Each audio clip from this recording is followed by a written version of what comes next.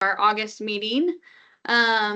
Generally speaking, the agenda will be more or less the same, but we may have a couple of other things that we'll talk about outside the norm, just in regards to the symposium update and a pretty thorough update on the YP liaison search as well. So we'll start with section updates. Sam, I believe, actually Sam's on the rig, so I'm not sure if he'll be making the call today. He won't. He won't? Okay, fantastic. Not sure there's a lot to talk through for finance this week, or this month rather. We had the website fees come out of the DSATS main account, but no other transactions other than that. And then summary of balances is more or less the same. So essentially less the 463 for accounts or for the websites. I know some other discussions was just kind of formalizing what we had talked about last meeting, which was that all payments will go through DSATS main. All revenue will come through DSATS main, but all transactions will happen between the individual accounts, just to kind of simplify and kind of clarify the flow of cash in and out of the account, since that's been a question on just about every meeting that we've had so far. I guess with that, I'll hand it over to Riam to touch base on the YP liaison search. Okay. I'm on the next slide. There you go. Okay. So, okay, we said that we are accepting nominations through August 30th. We've received 12 nominations so far. So the first thing I want to do is go through the quick candidate review. I do have the resumes if people want to look through them. So what Blakely and I have done is we've collected resumes. Some people included a cover letter or some like other context to provide for us. So her and I have gone through it and put together a spreadsheet that compares all of the different candidates. What I'm going to show you in the next slides is really just like very, very quick, like I used the traffic light, like red, yellow, or green type of thing to land on. But again, welcome to anybody else's opinions on this as well. And I'm happy to provide the resume so others can go through it. But you can click it to the next one, Blakely. Yes. Okay, so these are the 12 candidates, and I've got the spreadsheet pulled up on another screen with entirely too much detail, but we'll just go to the next one real quick because I'm going to step you guys through. So real quick, these three, they reached out either I think either Greg reference or like through LinkedIn, yeah, message or something like that, expressing interest. And then we responded to them and said, can you follow up with this additional information? And these three didn't respond. So we don't have any further information on these three. So I put them on the red traffic light. The next ones, and again, this is where I welcome some feedback as I kind of go through these rounds. So the first one, again, this is about experience. The first one and the third one, Prasanth and Garnish, have 1 year or less experience. So like they just would have graduated this year or fall of last year. So in my mind, that's not enough experience for this role. I don't know if anybody disagrees with that. And then Mohammed there, number 2, he has 4 years experience, but he's been 1 year or less at each of his individual companies. So I figure we're trying to look for someone who could at least be in this role for the 3 years that we're talking about, some kind of longevity. So in my mind, these were red light ones also.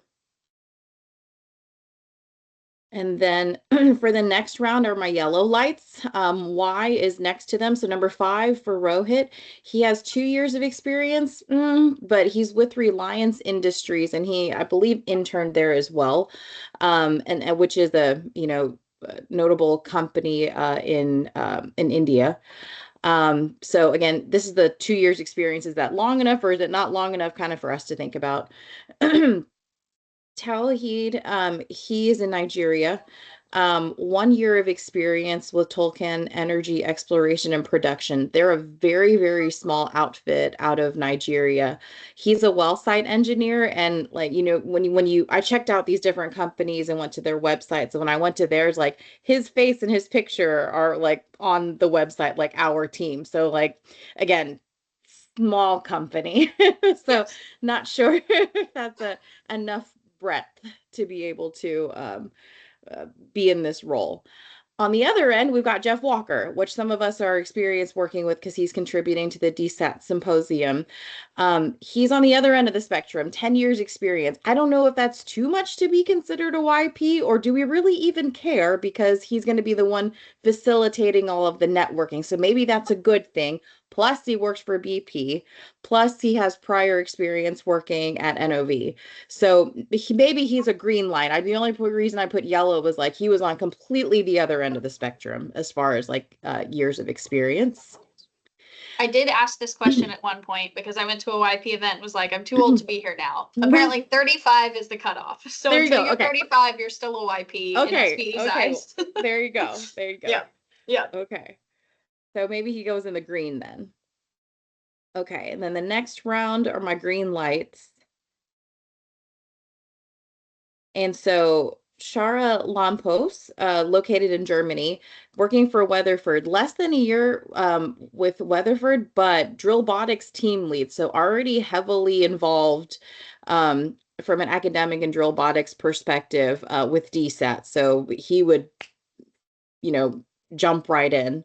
Parvin, Petronas has been with Petronas for 5 years. So there's another operator, which is a green light, in my opinion, field experience as a drilling supervisor. So again, that was a really, really quick go through. I have the resumes I can share with you guys. Blakely and I put together a spreadsheet that kind of compares each of them.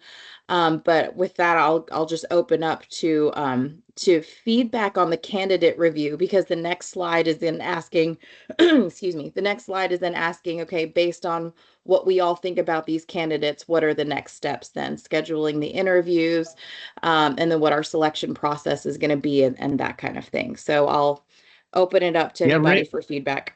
Yeah, of course, I'll say something. Rian, excellent piece of work. Thank you very much for doing that. I did just quickly pull up your 2 green lights. I mean, I know Jeff, of course, from working with him on the event in ATCE. I pulled up the 2. The guy, Taid, right? He's a night. No, sorry, Parvin. He's a night supervisor on a rig. So I'd wonder if he's really available to do something, or he's got a good network. Chara Lampos is an incredibly good guy. He was on the Drillbotics webinar that they did. He was. He spoke extremely well. Yeah. He was very involved. He was a real leader of the Drillbotics event, or their success. And also, he's German based. I'm not sure where he's from. Isn't he Turkish? I think he's Turkish. He's German. I thought I saw on his resume he's German. Let me. He went to Klausthal. Yeah, but. Huh? He's from Greece, please. Was he from Greece? Oh, I'm sorry. Is he? That was you go, Dimitrios, your friend. Thanks, Dimitrios. That was very polite of you. I think he's absolutely excellent. I think he will do a great job. He comes across so well. He's very energetic. And I would think if you asked Enrique would fully endorse him. That's my opinion. Okay. Yeah, complete endorsement from my end. Yeah. It will be a welcome addition to the team, definitely, and it really needs some help. But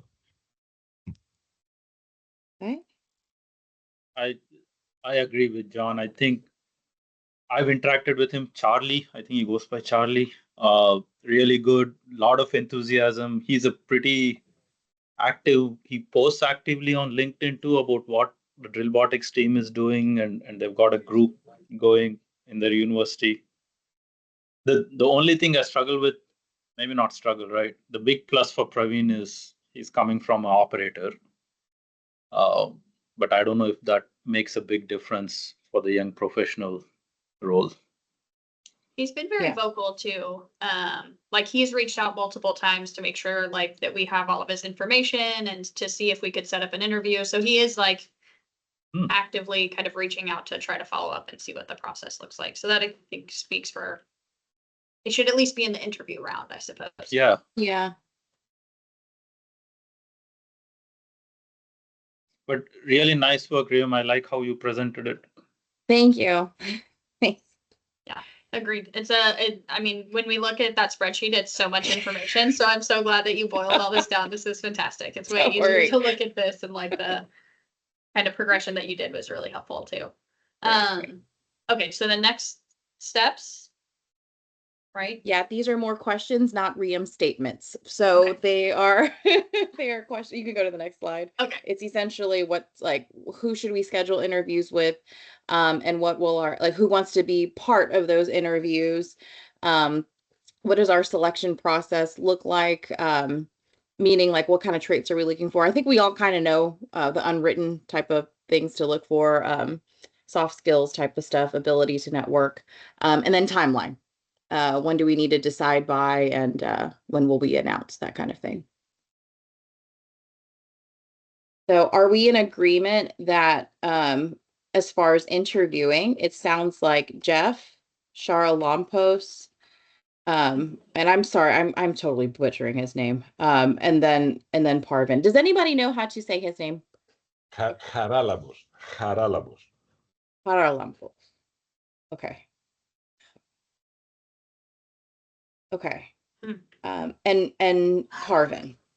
Are those the 3 green? Does anybody want to see the resumes or anything like that as well? Okay. No. Okay. So those are the 3 green lights that we will interview. Okay. Who wants to be part, who needs to be part of the interviewing process? Blakely? Yeah. Riam? I can volunteer if you need somebody to be part of it. Okay. Shashi? I'm happy to help. Okay. Is that Cody? Yeah, it depends on when. Okay. I'm traveling a lot in the next month or so, but if Okay. I'm here, I'd love to help. Okay. Okay. All right. Selection process, I guess, like, all we really need to know is let's just schedule this next interview, and we'll go from there and compare notes. Timeline, and I'm assuming just Teams call type of interview. You guys are good with that? Okay. We'll have to. Okay. And then I'm sorry, I think Seraphine, did somebody try to say something?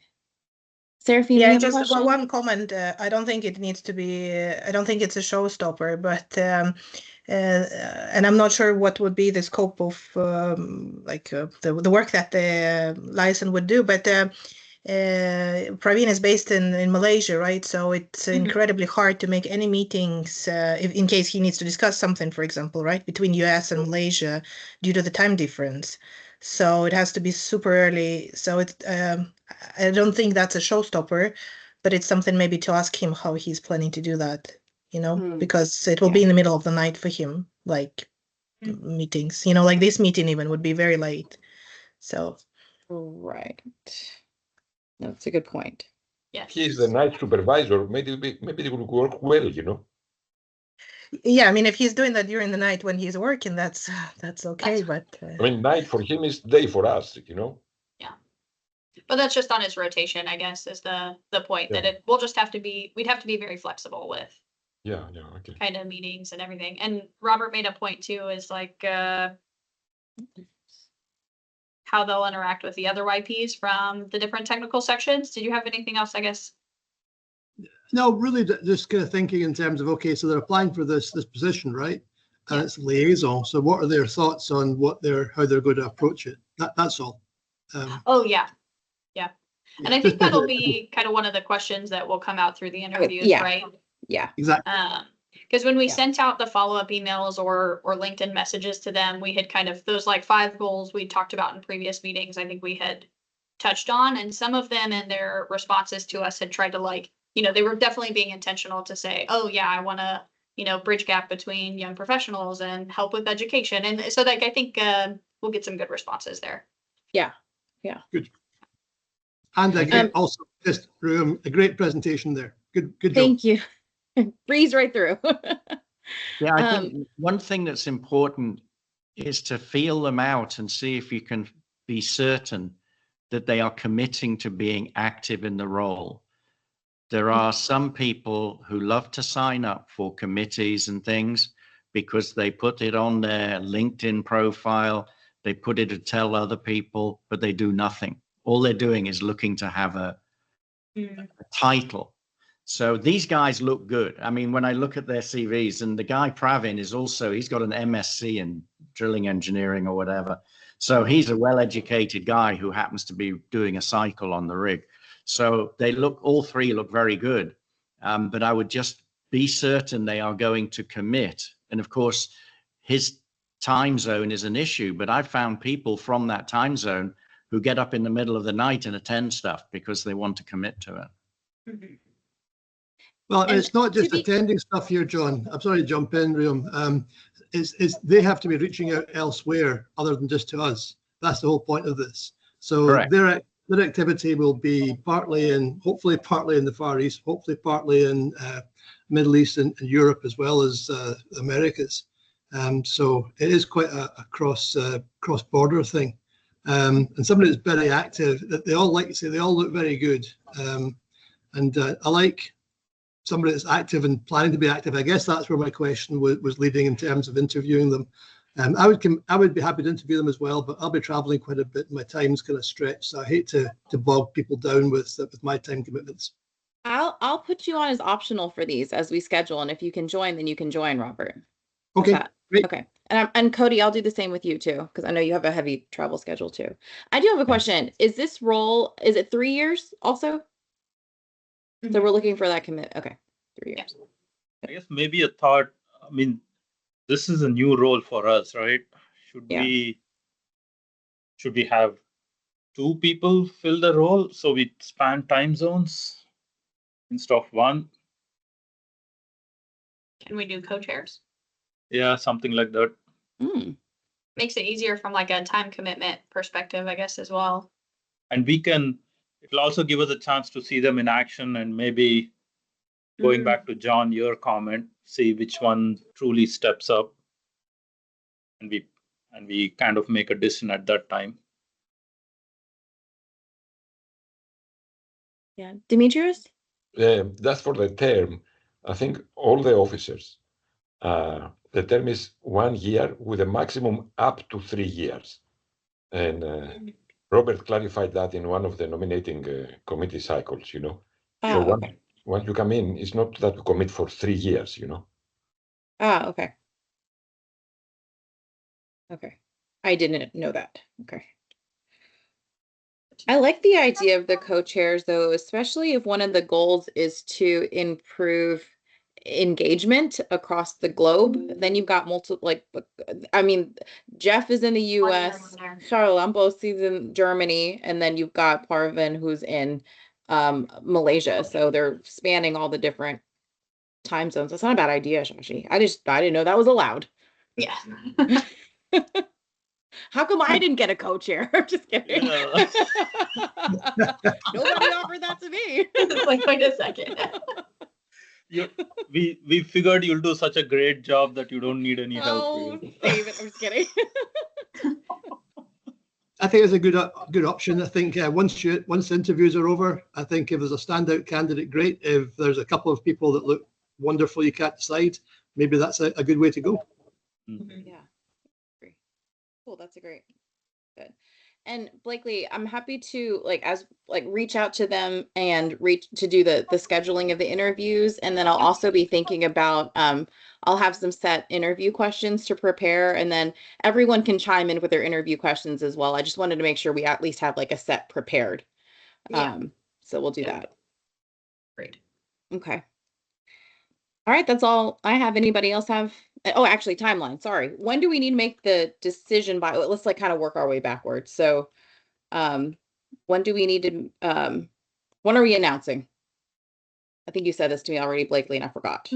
We have to announce. SPE did put like a 6-month timeline on it from when they said you have to fill the role, but I want to say it's by the end of the year. Greg, correct me if I'm wrong. The board said October timeframe, like aligning with ATCE, I guess. Okay. Which makes sense. And I think Okay. when we originally had talked about it, we were aiming for September, right? Okay. Which I think we're still relatively on track for. Yeah. We can, Okay. I guess, aim to do interviews within the next probably 2 weeks. That's what I'm thinking. Yeah. Okay. I mean, even if we decide next monthly meeting, like do final decision, that's probably sufficient. And then we can Yeah. announce it.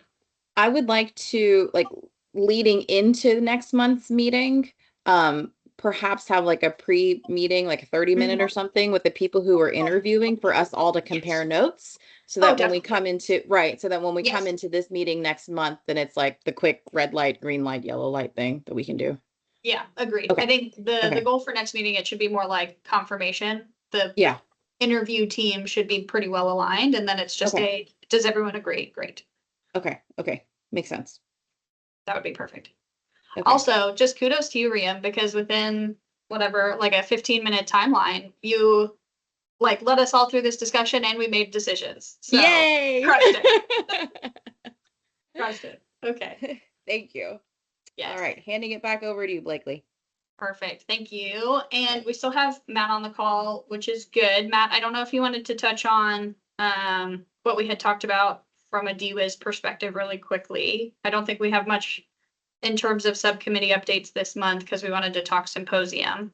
But I did like put a couple of the notes we talked about on a slide if you wanted to talk through that today, or we can hold that for next time. Let's go. I know you have a short timeline or a hard stop in 4 minutes, so we can do it quick. We can do it quick. Fantastic. Well, I'm sure everybody on the call knows Matt is retiring officially, which is exciting, or at least transitioning to the next consulting adventure, right? Which is exciting. So congrats to Matt. It's a very fun, exciting time. I think this immediately kind of called into question. He had reached out to me about DWIS because in the charter, the DWIS chair needs to be from an operator. Personally, I don't see a big issue, right? Matt is incredible. He's done a lot of work with DWIS and has really kind of created what DWIS is today and done a lot of work in kind of forming that team. So I don't have any, from my perspective, I don't think there's any pressure that anything needs to change immediately. And I think serving through the end of the year and starting to talk about transition with the kind of spring election cycle is sufficient. So we really just wanted to confirm that everybody on the call today agrees that that's an appropriate approach and that there's no kind of like hard, we need to move faster transition kind of feelings from anybody on the team. Cool. Okay. Take the thumbs up as we all agree.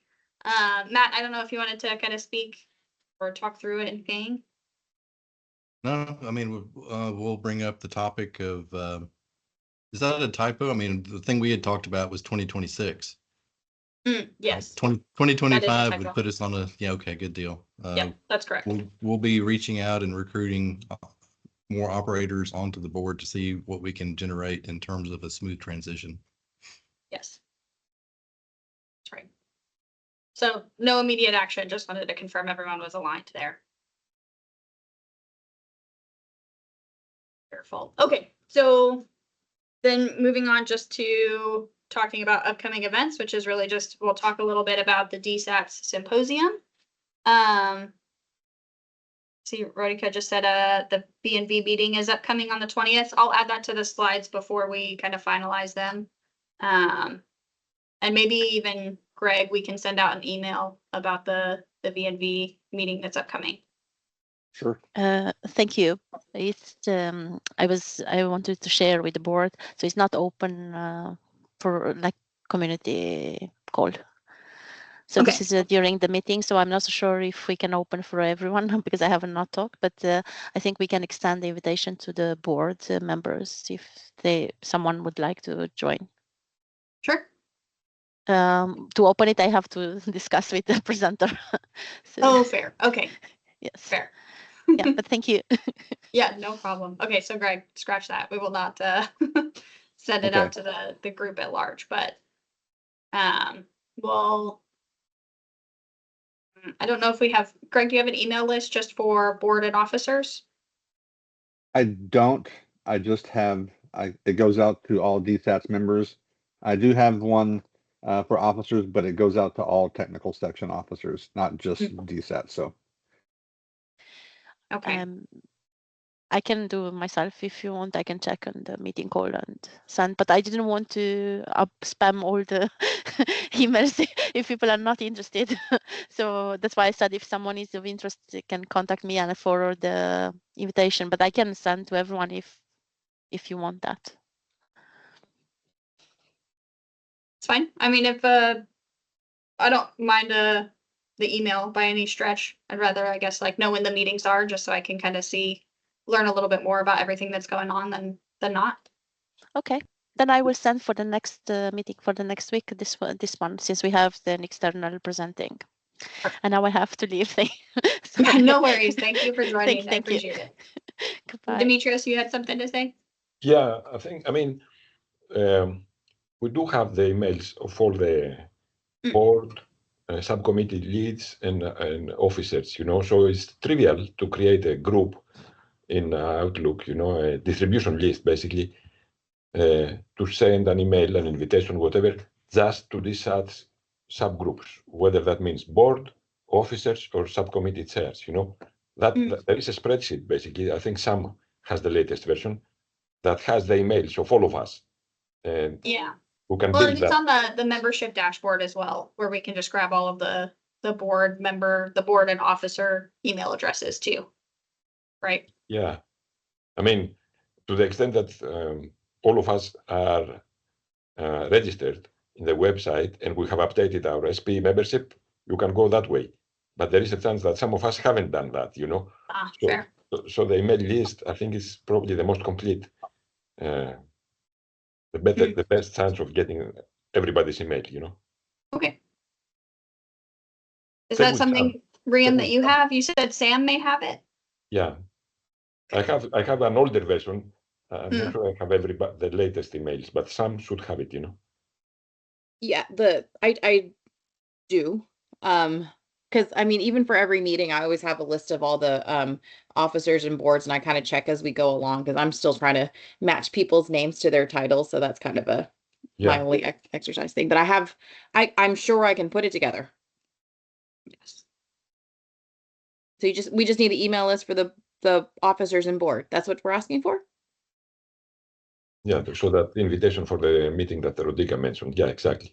Yeah, okay. Yeah, I think she said, I mean, she said she would forward it on to essentially who's on this meeting invite, but if you have like a consolidated list, I guess you can send it directly to her. So she could share the meeting invite. Okay. Yeah. I'm pretty sure they're the same, but I will double check to make sure. I'll just make sure it's a clean list for her. Yeah. Perfect. Okay. Awesome. Yeah. Okay. We definitely wanted to spend some time to talk about the symposium and give an update, as well as get some feedback on specifically the working session that we're planning. So I know we've talked a little bit about the symposium with the group at large. We're still kind of in the thick of planning, but ultimately we want the outcome of the symposium to be kind of some tangible needs from industry to shape our kind of roadmap, if you will, for DSATS, right? This, I think a successful symposium means that we walk out with a very clear kind of strategy, or at least good information that we can create a strategy on to say, this is where we really want to focus within the next 2 to 5 years of DSATS, right? That way we can kind of like feed what the subcommittees are doing, etc. So generally kind of the flow of the symposium will be like the DSATS and art updates, nothing kind of out of the norm there. We'll have a panel session with some industry experts, and then we'll move into our working session. So the art updates, the DSATS updates are kind of similar to what we've always seen in the past, general updates from both teams, and then we'll confirm election results for kind of the spring election cycle. The panel session, I think, is going to be really great. And ultimately, I think this will help spark a lot of thought for the working session. So the intention here is that we'll have somebody from a service provider, somebody from a rig contractor, from an operator, and an equipment provider as well. So we have essentially all of the key drivers within the industry, and they're going to give a very short presentation, like 5 minutes tops, on what they foresee the needs are of drilling systems in the next kind of 2 to 5 years. From there, John will lead a panel session where we'll ask some like pointed questions to help inform our working sessions later and really get some good insights and perspective from everybody here.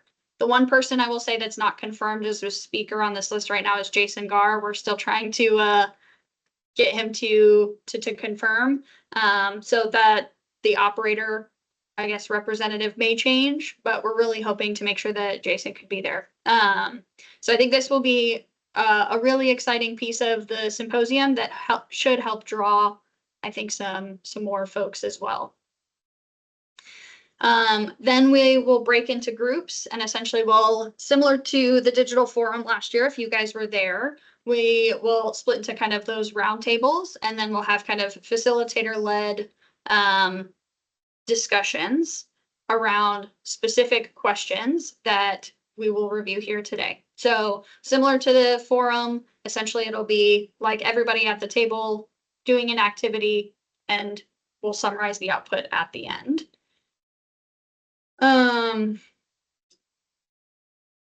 Through these kind of specific, through the activity, we will have 4 key questions that we're going to talk about today, and we'll have the teams talk about like the SPIN methodology to answer the questions, right? So we'll give them very specific questions that we're hoping to get some good information out of, but we thought the SPIN methodology is a good one to help walk them through and really be thoughtful about answering the question and the output that they summarize and give to us. So for those that aren't familiar with SPIN, because I know I was not when we started this process, John suggested it. You could really kind of summarize it. It's situation, problem, implication, and need. So situation, how do we do the work today? What is the current status? Problem, how is this process or work limiting our success? Implication, what's the impact from like a financial perspective, from a time perspective? How is this really, like, how big of a problem is it, essentially? And then need, how does this fix the problem and provide value? So this is essentially the solution to the problem and saying like, how big of a impact can it make, if you will? So we're going to kind of present the top questions that we had come up with. There's been a lot of back and forth on the questions and the wording, so if you get confused, don't feel bad, but if you don't understand it, rank it low. Just to help us kind of form what those 4 questions should be, and we want to just generally get some feedback. When you think about ranking them, think about order of relevance to current industry needs, importance of how like quickly do we need to act on the problem, how, and then the next piece is like, how can we, do we have the ability to actually make a change or affect change for this specific problem within a 2 to 5 year period? Sometimes we can get a little bit ahead of ourselves, and it's like when you have the moonshot discussions, it's exciting and it's fun, but it's not something tangible that you can deliver on within the next couple of years. And then the last one is just, will this make a measurable impact on the way that we do business today? I tried to put this into forms instead of what we've done with Mentimeter. I don't know if you guys can see, there's a QR code. That QR code will give you the, let's see. The QR code will give you kind of the ranking that you can do on Microsoft Forms. I'm assuming it'll make you log in and use an authenticator, so I apologize. If we have problems, I can quick throw it somewhere else for us to rank. But I was trying to use, I guess, what was in PowerPoint instead of pulling something else in. John or Riam, did you guys want to, I guess, talk through any of the specific questions or give any more detail on, I guess, the symposium or planning as it stands today? I would just offer that, like, some of the questions to me can be a bit confusing. But I think that understanding first the methodology, like the spin methodology, knowing that we're going to take that route, like I think what we need to, like, as we're ranking questions, I think it's really more about like not as much as how the word is, or the question is worded, but more so like what is the essence of the topic we're trying to talk about. Like question 1 is about humans, organization, and culture. Like I don't even care what the rest of the question says, is my point. I basically am saying, okay, those are all non-technical things. The question is asking, how do these non-technical things affect what we are trying to do technologically advancing? So I would just offer that, because again, like I've looked at these questions twice and I'm still a bit confused on wording, but I'm choosing to ignore the wording just to get to the essence of the question. Yes. And then the other thing I will say, 2 very fundamental things that we've talked about, both on the Refocus task force as well as on the DSAT symposium, 2 main themes that I think this whole group needs to get on the same page about as we're ranking these. Number 1, we talk about the concept of system of systems.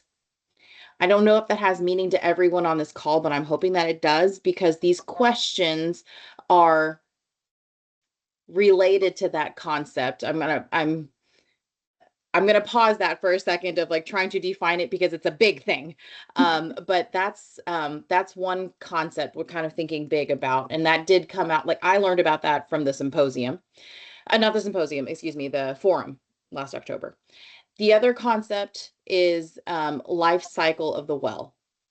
So one of the things, and again, this came from the forum as well, we are drilling, like currently drilling systems and that kind of thing. A lot of stuff that we've been talking about is, well, do we broaden that to well construction? And maybe that's a broader scope. These questions are aimed not necessarily like to make us think outside of just drilling, because what we want to do is understand where we sit as a technical section, drilling, completions, whatever it is, well construction, and how we affect the entire life cycle of the well. So there's some questions in here that say life cycle of well or say system of systems. And so in my mind, those 2 themes permeate through all of the questions, whether or not they're listed there. That's my take on it, Blakely. But again, I've only tagged along in a couple of meetings, so I could be wrong, but those are, I think, themes and concepts we need to define up front before we kick off the symposium, not the symposium, but this workshop, what am I trying to say? This part of the session. Yeah, Yes. the breakout session. Yes. I think we need to define those things up front if we want very valuable responses that contribute to those themes. Sorry, that was a long thing, but I just feel like some of these things are a bit convoluted, so we need to clearly define those. Yeah. Yeah, I think when we've had these discussions, we've struggled because we want to leave these questions intentionally open-ended so that we don't lead the audience into the outcome that we all selfishly want, right? We want to make sure that it is very much driven by the masses. So I think we'll have to find a happy medium between like teeing up the conversation effectively and making sure we're at least all speaking the same language. Yeah. And then move into working sessions where we keep kind of the questions of clear but open-ended. So yeah, to add to that, Rim, that was a good capture of the life cycle and the system of systems. So system of systems is basically a new methodology in advanced technological industries where you have complex systems. And if you look at constructing a well, particularly through the life cycle, you have complex systems. And the trick then is, how do you articulate how those systems work together to deliver for the whole, rather than each individually delivering alone? And then when you come to the life cycle, there's a couple of key words that go with that. And one is the value delivery. What value are you delivering? There's a lot of problems when people focus on drilling. They finish the well and hand it off to completion. And I've seen people on webinars bitch and moan that the drilling guys bought some cheap frack plugs because their budget got lower. Now I'm spending more money to do my fracking because I can't just dissolve them or whatever the shortcut route is. And then I talk to production departments, and a lot of them hate drilling, hate them. So the guys never come talk to us, and then they give us a well and the damn thing doesn't do what they thought it would do. And these conversations don't happen. So when you get to life cycle, you've really got to think about what issue am I solving now by, for instance, something DSATS does. will it have a positive impact throughout the life cycle? I've worked on abandonment of wells, and you look at it and go, why the hell did you do that? If you'd only done it a different way, we'd cut and zip out of here really quickly. It's, it's a big waste of money abandoning wells, but you've got to do it properly. So that's the whole life cycle thing. And the system of systems, I think you've just got to think about it as an architecture. So it's an architecture of these systems that if they're cleverly designed, they each have a deliverable, but they also interlink together to deliver the whole. And people too often sit in their own system or get down to their own little widget and say, my widget's doing a great job. No, when you look at the system you're in, you're not actually delivering that well for the system. And then when you look at multiple systems, how do they collaborate together to deliver the whole thing? That's my way of looking at it. Calvin? Yeah, I'm kind of with these questions. I mean, I'm just jumping in here, seeing these questions for the first time. They're pretty complicated questions. I would say looking to try to cut the amount of words out and get straight to the point is something we need to do. But John, it's like we all know, because we're like the middle managers in the front lines, that things aren't right, that things could be better. But it's always a leadership question. Who makes the decision on putting this all together? So shouldn't we be talking to asset managers? I mean, when you say life cycle, nobody gives a rat's ass about the life cycle at our level. I mean, we do philosophically, but at the end of the day, it's money. And so who's responsible for that? That's what we should be trying to do. That's I'm off the soapbox. Yeah, Calvin, very good. Yes, Calvin, very good point. We're all on the same soapbox, so it's okay. Yeah, my theory is you need to make asset managers cry. And I've seen them cry in meetings where I pointed out they had terrible borehole surveys and they really needed to go run a gyro. And then the drilling engineer said, oh, we just pumped concrete in the well because we abandoned it. Now the guy's got technical term, crap data.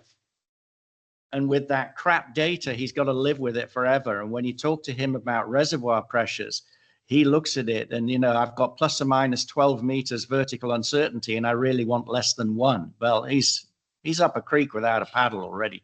So the asset managers are the guys you got to make cry. And when you can get them to cry, then it's basically to see there's a better way to deliver value for them. Absolutely. Yeah. I have 2 comments, if I could jump in there. One of them is in response to you, Calvin, on engaging, leadership, right? Asset managers and such. And I know Matt had to drop off the call, but that's something on the side that DWIS is working on that I'm helping with, which is arranging I'm going to say an event or a meeting or what have you with operators high enough in leadership. We're talking asset managers, higher than that even perhaps, to look at this broader life cycle, big picture and say, why does DWIS matter? Well, it's because as we try to implement these automation projects, each of them are such huge projects because we have to restart from this and there's no norm and all that. And then leadership starts from the top, and here's why that matters to you, which comes to my second point of this whole life cycle, which is at a very basic level, the look that DSATS is like doing to ourselves, right? Is saying we are here, but we want to look out. We want to know how we get the handoff from appraisal and all this information. We want to know what good looks like. We need to redefine what good looks like for us so that we are properly handing off to completions, so that it is properly handed off for longevity of well, for production and that kind of thing. So Blakely and I were talking about this a bit yesterday, actually, about like maybe some of the questions, and they're not listed here because her and I were just like shooting the shit. But what we were thinking is like, maybe we have some questions in here that ask those direct questions of like, what does good look like for us as drilling or as well completion, and in through the lens of a completions person, through the lens of a production, through the lens of an asset manager, and trying to redefine that. So those are my 2 cents. Blakely, I think you're up next. I'm so glad you said that because I was going to say the same, more or less. And then going back to Calvin's point, it's almost like the different divisions, because we're very siloed, they're all incentivized on the wrong thing, right? Because ultimately, what's the goal of drilling a well or anything that we do in this industry? It's how much oil can we produce, right? And how long can we produce it? And how successful is that field long term? But the reality is when you get down to the kind of like thick of it, from the drilling perspective, we're incentivized on speed. We're not incentivized on borehole quality or like how long the well produces or how well the well produces. It's just a how well or how quickly can you drill the well? 9 times out of 10. That's not everybody, but that's quite a few, right? And when you're incentivized on the wrong behaviors and actions that don't benefit the asset as a whole, it doesn't serve anybody. And I don't know specific kind of like, I'm sure completions have similar kind of aspects of that as well, where they're wrongly, I guess, incentivized, if you will, where it's more just for your scope instead of the life of the asset. So anyway, same kind of comment, but I just think that that's a general theme, hard to approach or like attack with DSATs, but certainly along the lines of what we need to continue the discussion around. And Robert. Yeah, I'm with you all. I think this is a discussion we've had many, many times over the years, not just in this section, but across the industry. Yeah. And we're not recycling it because we haven't got the answer yet. And one of my struggles as well is with the asset managers. How do you get up higher level to do those KPIs right, like you said lately? But I've just been racking my brain to find out. There's a lot of different reasons for drilling a well. It's not just to get the most oil out. Most of it's to do with investment. So I'm wondering how we can get above the asset managers to the financial investors or the high-level financial people of the wells. And this goes for my heart as wellbore positioning as well in terms of wellbore quality. So those are the guys who are investing in a particular well and maybe don't fully understand the risks they're taking or how they could improve their overall return. If they're looking for long-term return or if they're looking for short-term return, do a quick drill and flip thing. It's a constant challenge. So I'm thinking, how do we get above asset managers? So one of the questions might be in here along those lines in terms of, I think, maybe a question to asset managers, but maybe asset managers above. And maybe we can have somebody might pop up with some idea that we could all take and go with. Fingers crossed. Yeah. Well, it might be what is it? In the land of the blind, the one-eyed man is king or woman is king. And it seems like if we could get their perspective, because these are obviously very smart people. They didn't get to those levels without understanding all the implications. And it's always about, simply put, crudely put, it's about the money. If you're not making the margin, then you're out of business. So my bias is, or my feeling is that drilling, we all think, we know that is not the most expensive thing anymore in terms of CapEx and expense. But what we're all alluding to is it has a knock-on ripple effect that we're not quantifying, sort of invisible lost cost. And so my question to the asset team is, do they believe that to be true? Because if they don't believe it and there's so much margin, then we can take the slop, so to speak, or the inaccuracy or the MPT, whatever we want to call it. And that's what we live with, because I, as an asset manager, don't have the resource, the time, or the information to do anything about it. So what is their perspective on all this? This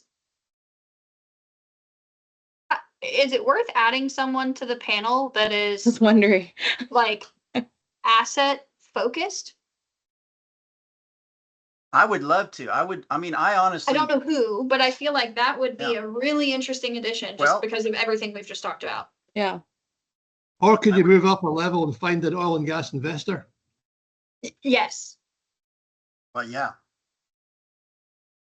And that might get the asset manager's attention. Well, we're doing a lot of work with Aker BP. They've got an autonomous roadmap. I'm sure they're quite open about things, being Norwegian. So they might offer. I don't know, but I certainly can talk to one guy who's in charge of that roadmap and get his perspective. I know he won't want to speak, but he could probably help us try to find The right somebody who might be willing to. But when you get in, see, the problem with that is if you're a publicly traded company and you start talking about what's important and what's not, you got to be careful. That's also fair. But I think we need to go that way, guys. Otherwise, we're just kind of recycling here. So I'll tell you a story. Robert, if you remember when it was a Galveston hits and misses workshop with the wellbore positioning technical section. And we added on a third day, and the third day was intentionally going to discuss the impact of borehole position uncertainty on P1, P2, P3. So your proven, probable and possible reserves. And we plan to have more the asset manager types and the financial types.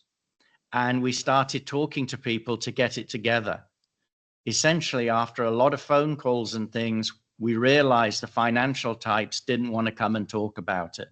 They're quite happy with what they've got. And what they've got is a written document by SPE with 3 or 4 other societies, which they issued as a guideline for proven, probable, and possible reserves. And their game is always to move from possible into probable and probable into proven, because that drives the value of your company. It's a game they're doing all the time.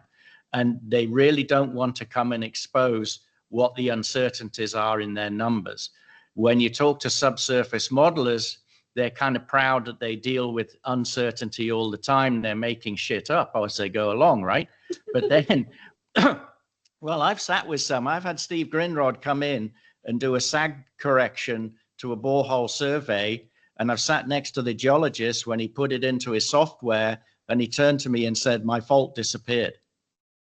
Because now he had correspondence on depth, and a fault disappearing is a fortune, because if the fault is sealing, you drill an extra well across the fault to drain it. If your fault disappears, you can drain across the reservoir. I resurveyed Groningen gas field in the late 70s, and it was the largest gas field in the world, high pressure. I fed the surveys, the resurveys, because the original ones were terrible. I fed the surveys into the geologists, and they started modeling, remodeling. And they'd come to my office regularly and say, the fault disappeared. And then they came in the end and said, the whole field has changed. The whole field, biggest gas field in the world, it changed because we got far more accurate borehole surveys.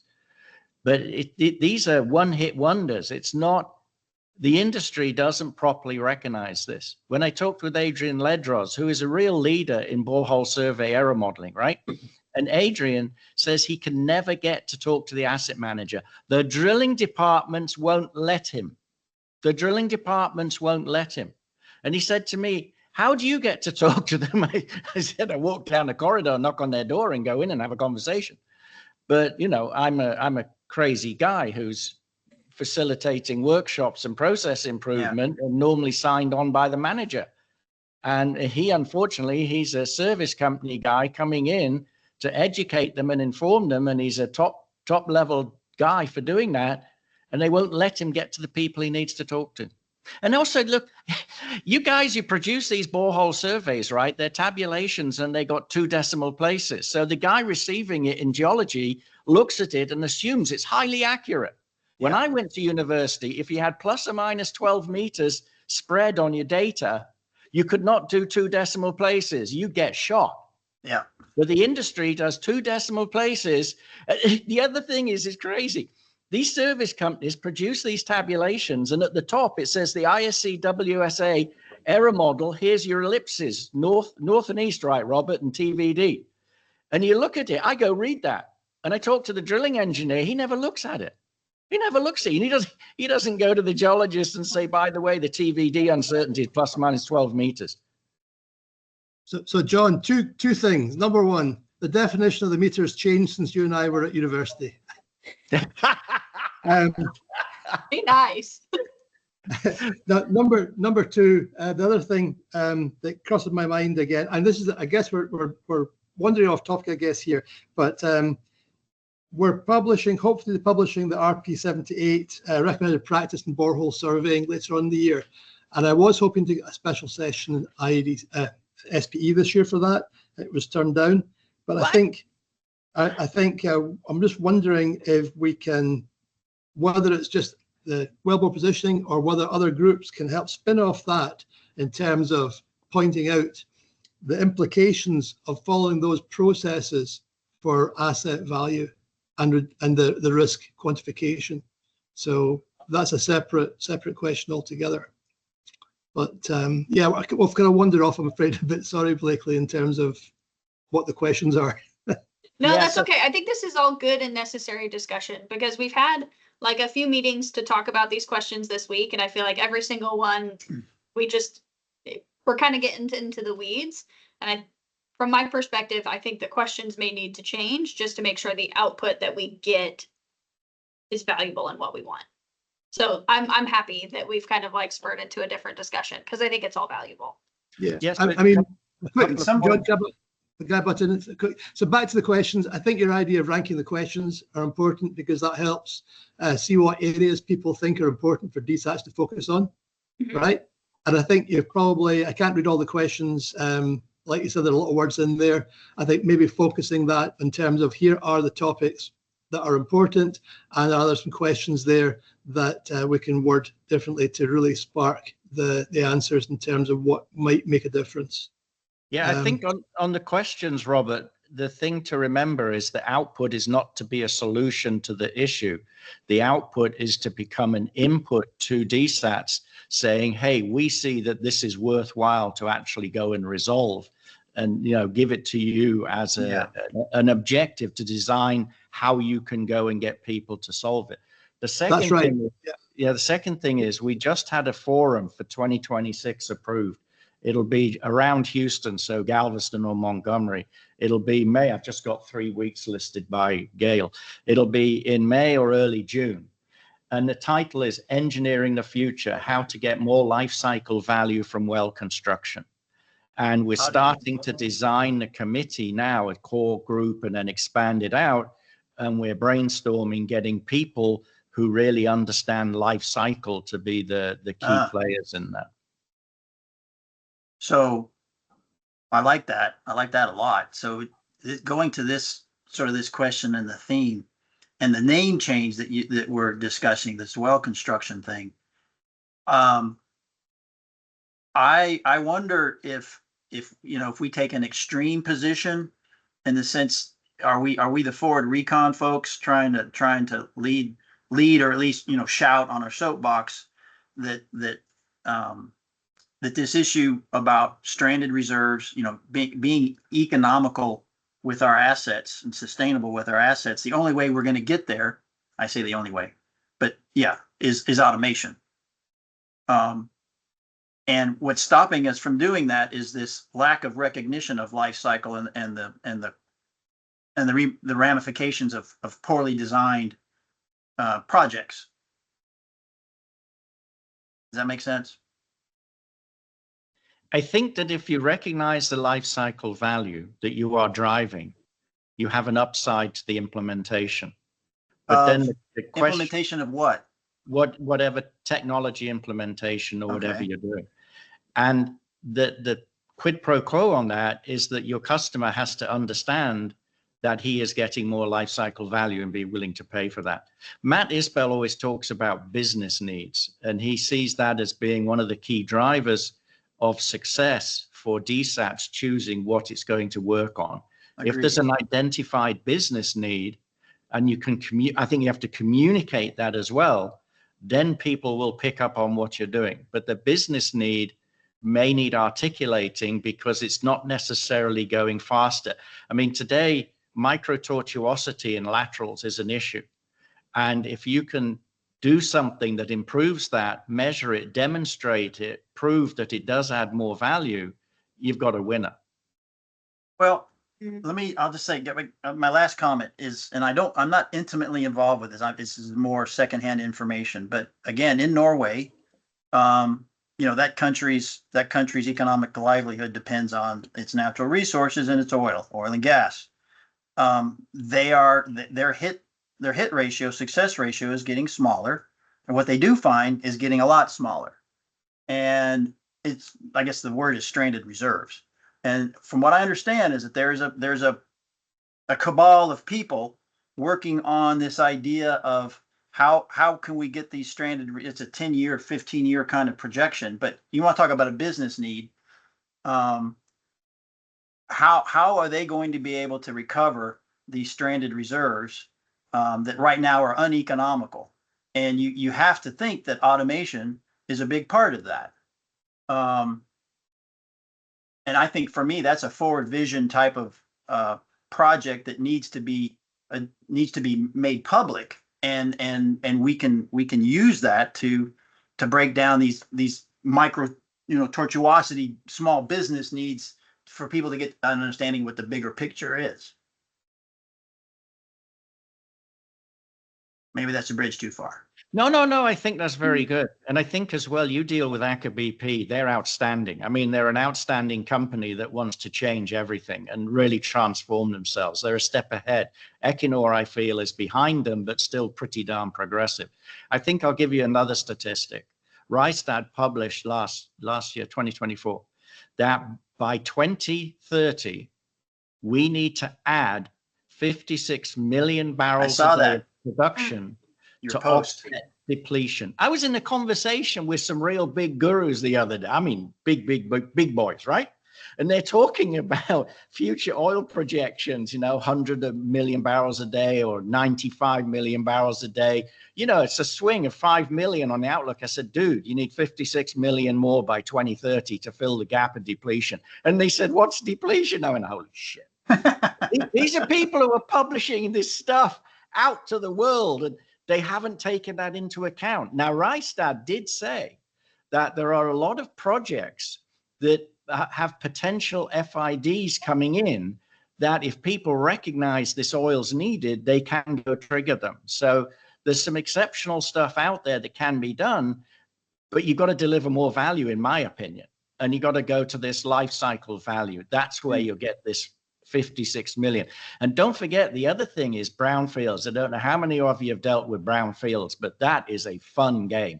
Everybody thinks it's easy. Oh, we'll just drill wells like we did the greenfield wells, right? Boom. Now we're going through layers. Depleted, not depleted, depleted, not depleted. Oh, now this damn clay is moving. Oh, shit. It comes in the perforations. I've got clay moving in the perforations into my well. It's called geomechanics, dude. It's a great world out there. Can I jump in? John, there's something that you said now in 2 meetings that just hit me. You said the output of the symposium should be an input to DSATS, like to what do we work on, right? So we're not so these questions should be formulated such that we are not asking for solutions to anything, but rather what we're doing, it's kind of like, I'm calling it like a reverse pitch style, right? So basically saying, what I mean by that is like, okay, when you think of like Shark Tank, for example, right? People are coming out and they say, here's this solution. We know you have this problem. Here's this solution. A reverse pitch is really more so like, I want to say, here is the problem. Like I'm presenting a problem and my problem's the biggest problem. So all you people out there that have resources, whether it's smart technical people or funding or whatever, I'm saying my problem is the biggest and you should put resources to solve my problem. And so what we're trying, does that make sense? Like that kind of reverse style, right? So like that's how we need to formulate those questions. This segues a little bit into Calvin. You asked that question. So are we saying we're the ones here leading the charge? Like we've all had this conversation before. So are we drilling people saying like, hey, you completions, you production, you reservoir, you everybody else down the roster, like we need to all come together and say, here's what our communication to industry is, right? So Calvin, you specifically talk about Norway, right? So here's what I think in kind of response to both of those things. Let me say one sidebar thing that's going to contribute to this. When I have conversations with partners, clients, or whomever, and they ask like, hey, can y'all connect this to this? Can y'all make this something work like this and this and this, right? Something like that. My response is always in 3 buckets. The first bucket is, if you're asking me my response on a technical side, we can make anything work, right? If it's a technical question, yes, we can make it technically work and connect these things together, whether they are, and I work for NOV, whether they are all NOV things connecting, or is it NOV plus Halliburton, or it's NOV plus neighbors, or what have you. Technically, we can make it work, right? That's not there are things to solve, but we can solve them. The second bucket is commercial, right? Which is, does it make commercial sense for all parties involved that need to solve that problem to solve that problem, right? Can we make a commercial model work that is, who pays for what and what resources go in, right? So there's a commercial aspect to it, right? Like we've all said it here. We're here to make money. How do we make sure everybody who's involved makes money, right? So there's commercial sub questions that go in that, right? The third one is cultural, and that kind of speaks to this first question on the screen right here that you guys are looking at, right? How the humans that are involved, our organizations and what we are driven by, our culture, whether it is the leadership culture, whether it is we are in our little silos culture, whether it is field versus office culture, will the field accept this technical solutions we are putting forth? There's a lot of layers to that cultural thing, right? So why am I saying all that? I wonder if, again, I know we're supposed to be, Blakely, voting on like which questions we like and that kind of thing. I think we agree that there's some work that needs to be done on the wording, but if we ignore the wording, I think the themes are what we need to pick on. And I think that the themes fall under these 3 buckets, right? So again, what is the point of this, John, coming out of this symposium? It is, what are the biggest problems to solve? Really is what we're trying to get out of, right? This forum. Yes. So the need payoff is it actually worth solving it? Correct. So correct. If they say, yeah, the humans are going to be in the situation is this today. Boom. What's the implication of that situation? Correct. Boom. What's the problem that you're going to solve if you fix this? Right. And is it worth doing it? Then DSATS looks and says, oh, this group of people mapped this out and are telling us this is worth solving. Now we need to figure how we're going to go and solve it, because they're saying it's worth it. Right. And so like at the risk of like too much leading the horse to water, I think that perhaps some of these themes of questions should be around those buckets, right? Of like, because we have to solve all of those themes, right? We can put together an awesome technical solution, but if there is no commercial way for anyone to make money, no one is going to buy off on it, right? Yes, and same thing culturally. If no one's going to buy in on it culturally and adopt it, it's also not going to happen. Yeah, Riam, so that's similar to the need payoff. Is there a payoff in doing this? Mm-hmm. So it's very similar. Maury had another system that's similar as well. So the question is, do we have a process that's easy for them to follow, that's going to come out with an answer that says, this is important, it needs to be solved, and it's worth doing it. And then DSATS knows it's tackling things that are worth doing. Right. So my point is these questions, these 4 questions, I think that we frame them to be able to hit these 3 buckets, right? Like meaning like, do we have enough questions on like, what is the technical problem to solve? The many technical problems to solve, right? And what are the biggest ones? Maybe another question is, what is the commercial problem to solve? What are the cultural problems to solve? That type of thing, right? Because coming back to Calvin, if we are leading this charge, then we need to formulate a communication. Like in my mind, communication, maybe it falls into the cultural bucket, but that's probably one of the problems we struggle with moving forward. Hence this side project that DWIS is doing about with executive management, because we are not effectively communicating why these are problems to solve. We are just technical people solving problems. Yeah. Right? Anyway, I'll get off soapbox as well, but just wanted to get that out there. Robert. I guess I'm up next. Yeah, I had to take a breath after that, Room. No, great. I mean, I'm with you. I think that's the whole point of what we're talking about here is, I think we started out with what's the outcomes of the symposium, what should we be doing in DSATS, what should be driving DSATS, right? Mm-hmm. So one of the things that you've heard me beating on is, what are the outputs from DSATS, right? Not just little committees to go put their names on and talk about and talking shop stuff. What are the outputs? So I think along the lines you're talking about there's 4 or 5 topics there you discussed in terms of overall financials and bits and pieces. I won't go back into them and redo them, right? There are some technical issues, other technical issues. I think the questions are there. What do the symposium members feel that are the ranking of the things that DSATS should be working on and that can make an impact? Right? So I think that's the point of these questions there. So to me, it would be, what are those things? Where can you make the impact? What should we be working on then? Who will volunteer? You come up with saying this is really important to you. How can we get that driven quickly as volunteer group that will actually work on that, and what will the output be from that work group? So that leads to actual production from DSATS that are effective it. And to be honest, I expect some of that will be education and it'll be outreach to different groups. But I think so there's DSATS has got this, like you said, we're very technical, we're a technical section. A lot of technical people involved, but I think that helps maybe drive some more involvement in terms of what we're about and why we're doing it. We can solve anything we believe. What are the most important things to solve in a technical thing?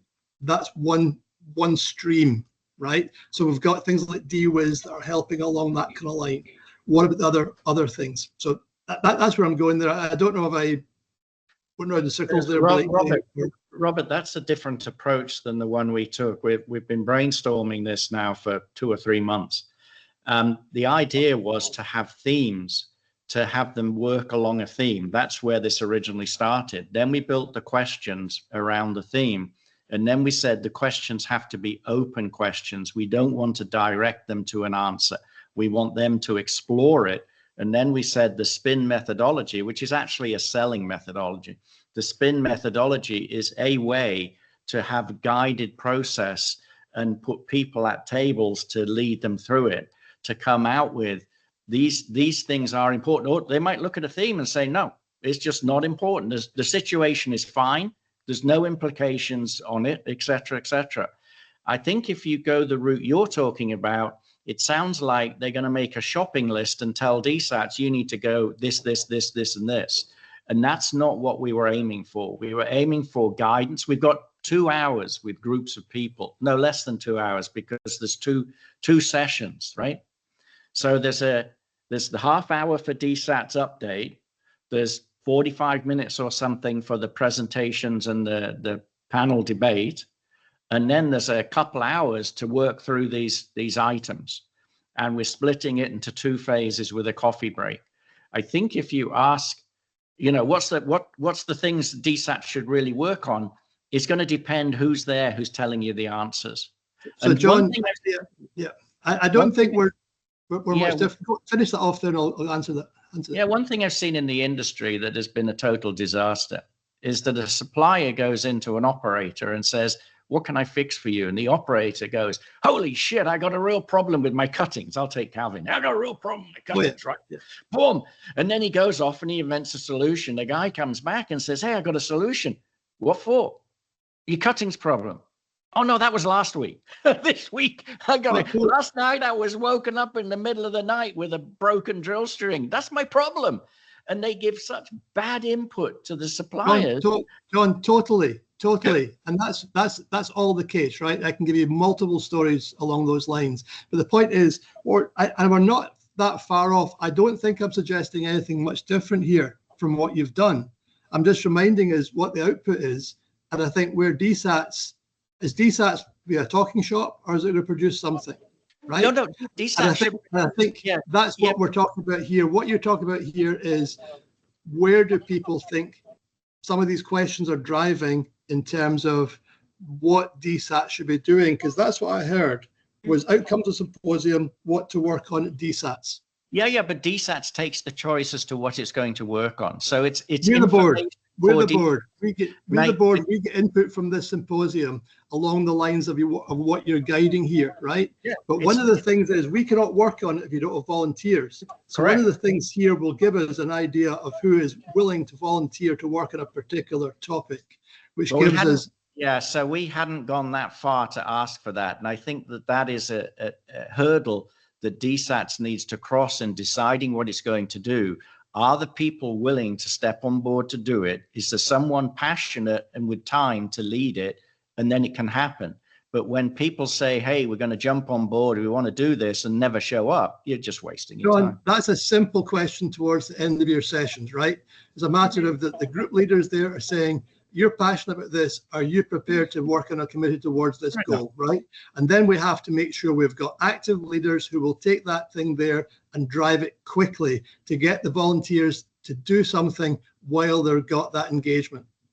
Yeah, so I accept that actually getting a list of volunteers becomes another input for DSATS, and they can look at it and say, yeah, these are worthwhile volunteers. We can make this boat go, you know? Or look at it and say, no, they're just mouthy people who like to throw their names around and won't do anything. You just start it out. You get the committee going, and if it goes somewhere, great. You need somebody dedicated to start taking that committee and try to lead it down that path. If it turns into a talking shop, unproductive, you cut it off. Yeah, you can abandon those things, but I think that DSATS ought to launch things it believes will be successful. And, you know, I go back to the roadmap. We had 50 people globally working on that, and it was very successful. Your stuff, I mean, the way I see WSA wellbore positioning technical section delivers stuff is extremely good. We've stumbled a few times in DSATS. There's stuff that just didn't get delivered or even didn't get launched. So we're not NASA, right? So, and we're not SpaceX either. Rapid, unplanned disassemblies happen, right? But there's a philosophy in driving things quickly in terms of getting things started and accepting the fact that it might not get to completion and learning and moving on, right? But this should give us, the point of the symposium is giving us things that we're looking to try and work on and improve.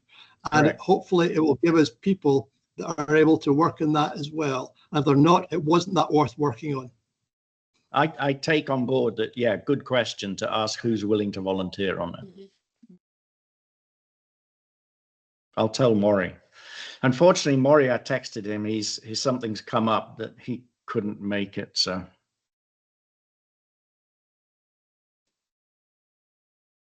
Oh, we burnt your meeting up, Blake. No, it's okay. It's totally fine. I mean, that's why we kind of carved out essentially this entire hour just to talk about the symposium, because we knew it was going to be a decent chunk of the conversation and all very necessary. I very much agree with Robert, right? Like, we have everybody in the room, so I would like to make sure, like, if anybody is specifically motivated or interested in certain topics, maybe it's not like the day after the symposium they get involved or we put them to work. But I don't know if we should, you know, somebody from the committee should be assigned to like take note or kind of keep an eye on who was the most interested, vocal, or even like volunteered to work on specific items, just so that we have that when we're ready to come back and say, here's the roadmap, here's where we're going, and here's how we're going to kind of divide and conquer from it, right? Yeah. And sometimes there's a lot of roads to cover, right? Yes. And we don't have all the resources to cover. And some people might be split between different roads. There may be some roads that we're not thinking of here that people are prepared to go start building that may lead us down the path towards where we're trying to get to, even if it's a slightly circuitous route. We're closer. Exactly. Not to get into that's all I'm saying. Not to get into too many tactical things, but Blakely and John at the forum last October, that was the last thing we did. Remember, we had flip charts and it was like, write your name on a sticky note and write your name if you want to get involved in this topic type of thing, or this initiative. Y'all remember that last day? Yes.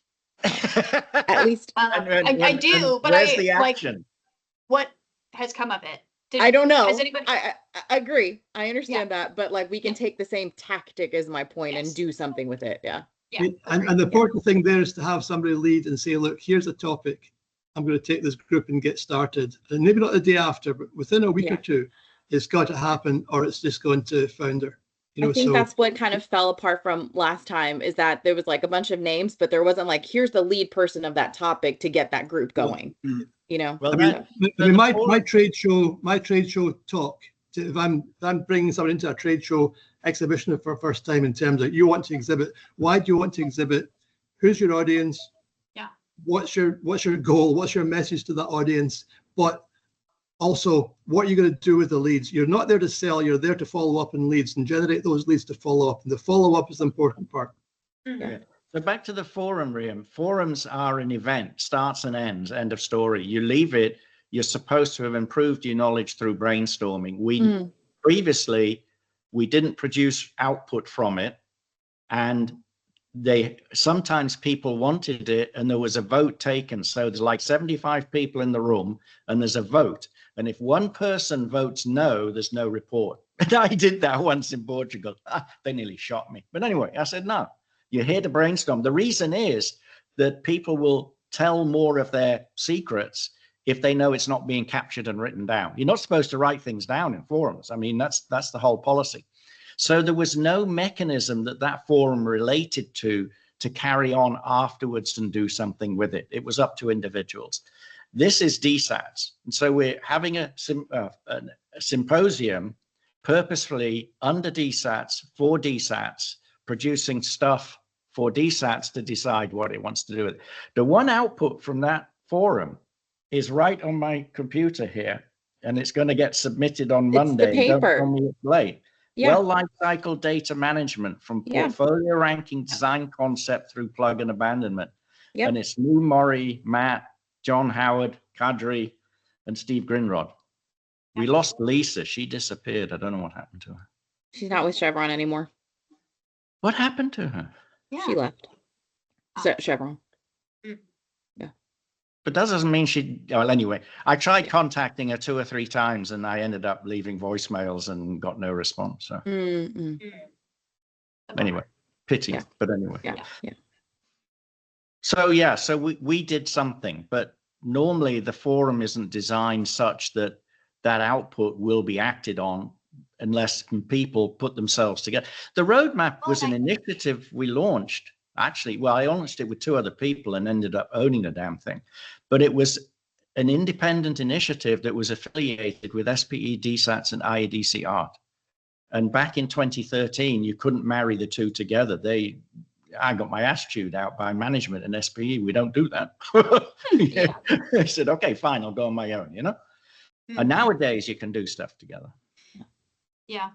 And I almost thinking back to the forum, Riam, I wonder if those, like, when we were putting the sticky notes, wasn't it like, this is what I'm committing to working on in my own? Like, I don't think it was a get the group together to go committee. do something. Like I'm gonna go take this back. Some of it was, some of it was. It was like invite a friend to join the initiative type of thing, Yeah, for sure.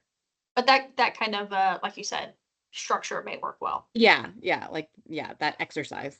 Yeah. Perfect. Well, we're right at the 10 o'clock hour, so we won't go over today. We're gonna end right on time. I think we got a lot of really good feedback that we'll be able to bring back to the planning committee. And maybe we'll have another good update on next month's meeting, just on form and what we've talked about. Hopefully we'll have a good kind of structure on the questions and a better kind of grip on what we want out of that working section. And by the way, I did try to do the Microsoft forms, but I couldn't make it through. So it's okay. Anyway. Mentimeter is the way then. Yeah. Took a stab and figured make forms work. But, if we're going to discuss it again, maybe pushing out a note ahead of time, read this, and this is our aim, this is what we're trying to do, because some of us have been involved in this significantly and others it's new, and it's a bit unfair to bring it to them new. And Maury is the leader of this. He's a bit more articulate on it. He was driving it as the program chair, but like I say, something not good has come up, I think, and he texted me he couldn't make it. Yeah. I think we're on the same page, John. It's just fine tuning. I think me and you, Robert. Come on. Well, it's the same page of the screen, same screen anyway. Close enough. You drive a Jaguar, I drive a German car. Greg, you had something? Yeah, just a quick blurb, just to do my obligatory shout out for the ATCE reception. DSATS has one $2,000 sponsor right now. So the goal is to make some money. So we need to get some more. Okay. Yeah, Riam, was that you? Is NOV did it? Who did it? We don't know. Not don't think it was us, but because I'm gonna go to my manager to ask for. Yeah. Well, We it's- should and put David. that on the link. I mean, is that something we want to put on the LinkedIn asking for sponsorships, or is We that something that we did. want to keep We did. word of mouth? No, I put it out. Always, every time. No, Deal. put it out there already. I think that's Shameless. where. Give us money, Yeah. please. You Yeah, did it, sorry. John, under you, right? Not under the Yeah. DSATs. But you Yeah. could repost it under the Yeah. DSAT. Yeah. Okay. Yeah. Yeah, and just that makes remember, it easy so you don't have to build a whole separate one too, Rian. Yeah. just remember they have to go through the ATCE website to sponsor for Yes. ATCE. But I think John and John's post, he had direct link to Okay. the ATC website. So that Great. should be. And the gentleman who we had conversations with about how horrible the bloody system is Yeah. to do sponsorship, who said, I'll take care of it. Well, he stuck his name in the post. I don't think he minds. I hope not. He's business development. He's got to be nice to everybody, right? Yeah. Hey, Greg, do we know who in NOV did that? I can check real quick. Let me see if I have that email. Blah, blah, blah, blah. Just take a couple of seconds. You know, we want to thank somebody. Huh? Let's see. I think Blakely, budget-wise, this Okay. 2,000 should make us positive because we're doing a low-cost event. We 2 are. drink tickets, cash bar afterwards. We'll minimize the food in a short thing like that. There's no reason for food. The big issue is next March, the symposium in Galveston, to get some serious sponsorship there. Yeah. But Yeah, we'll do that.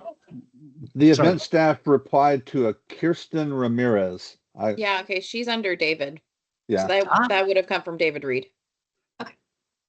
Good. Well, we'll have to thank him, I guess, doubly in March. She's his assistant, right? Huh? She his assistant or something? No, she's the events director of okay. events. Yeah. Okay. Good. Mm. Okay. Good.